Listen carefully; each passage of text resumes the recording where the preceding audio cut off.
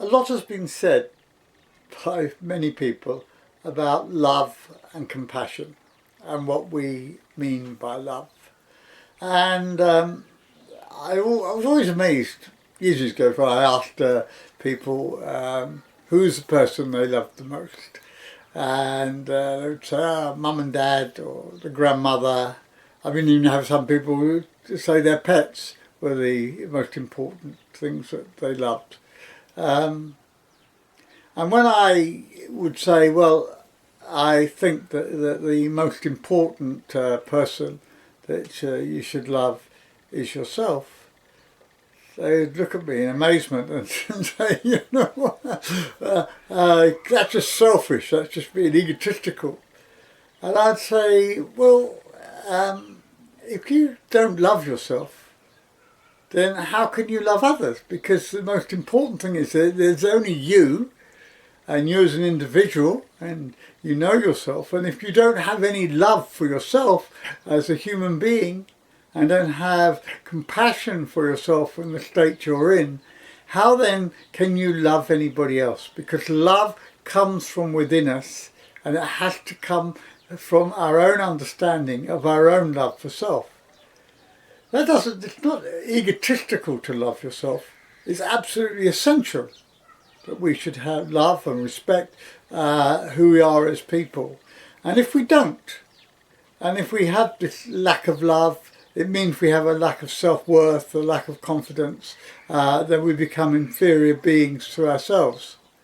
So once we learn to love ourselves and enjoy ourselves as people, as individuals, then it's very difficult to love others. So this love that we have, there are many different sorts of love. We tend to bank all love together, and I see it very differently, because there is the love that one could have for one's parents, and this is certainly not unconditional, because we can have good parents, bad parents, but if we totally love them unconditionally for what they are, then we fail to recognise the complexity and the individuality of the person that we're loving. Because not all things that parents do are good or positive.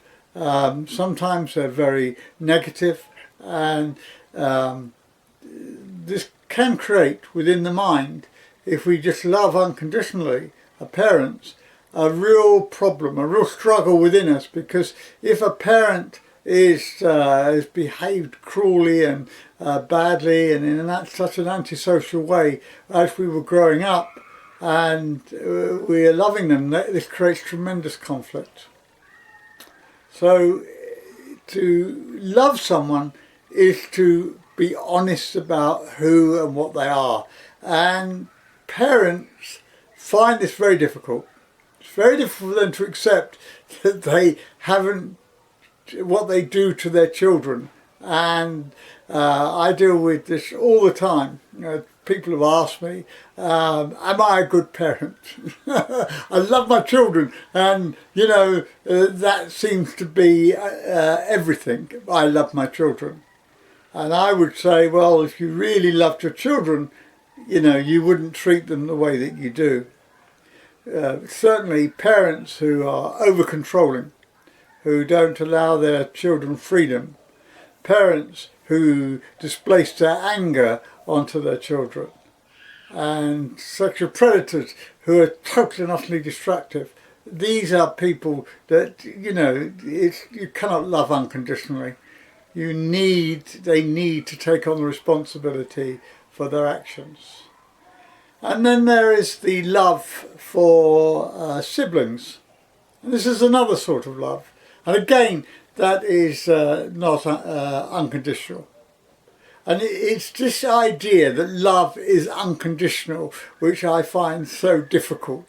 Because whenever we deal with people, it is each other, it is highly complicated. So though we may love someone, we can see that their behaviour is not necessarily positive and good actions. When behaviour is antisocial and negative and harmful, then it's up to us as individuals, whether it is our siblings or whether it is our parents or with anyone, is to challenge that. It's to say, yes, I do love you, but what you're doing to me is harmful, or what you're doing to your children is harmful. Now that is so difficult in our society. We are not a liberated society where we have this sort of conversation. It's almost impossible to mention something to most parents without them saying, "Oh, you're criticising me," and flying off the handle.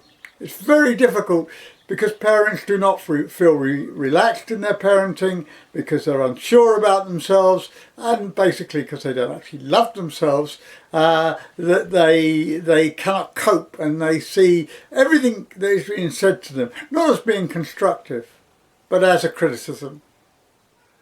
And if we can adopt a more relaxed attitude about how we approach it. So if someone came to me and said, what do you think of my parenting? I say, well, it's not for me to say. But if they said to me, well, look, how would you deal with this situation? Which is a totally different way of approaching it. Then it would be easier for me to say, well, these are the different options, the way maybe that I would deal with that in that situation. But first of all, understanding what the situation is. And that to me is what real love is.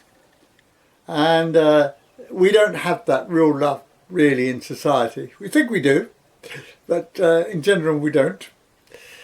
The other thing, we love our friends, and it's much easier to love our friends. They tend to love us unconditionally. That's why we're friends.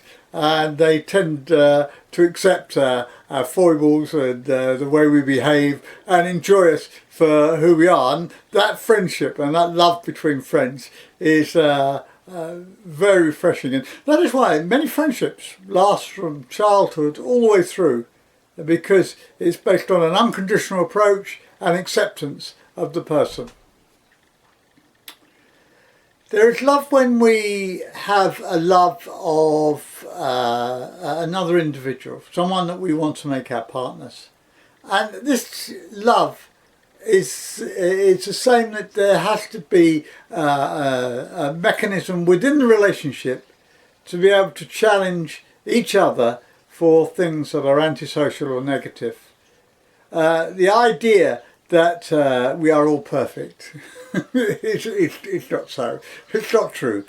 We are all have flaws, and we should learn to be able to accept those flaws and say, yeah, okay, that I am arrogant, I am self-opinionated, I do talk too much, or I do get angry, I am impatient, all the different things that, or I am laid back, and I'm not a good communicator, I am selfish.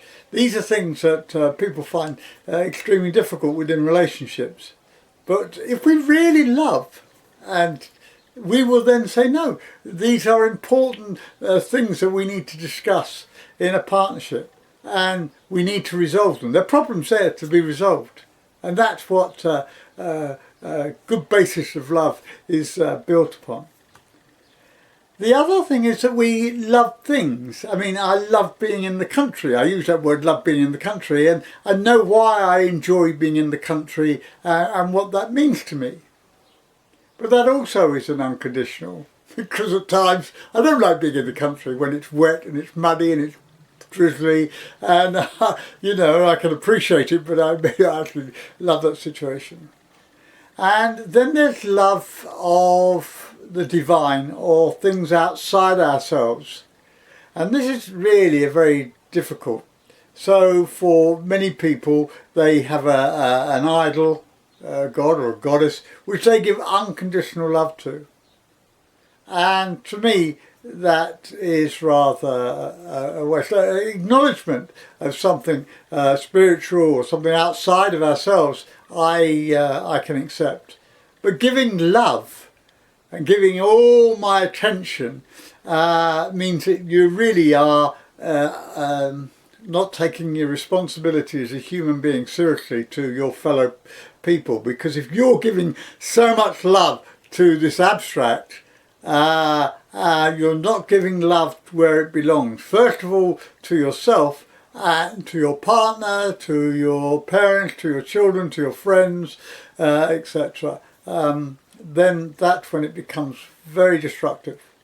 And people find this very hard. They think this is a magnificent thing to do, to give yourself over and all your love to an abstract.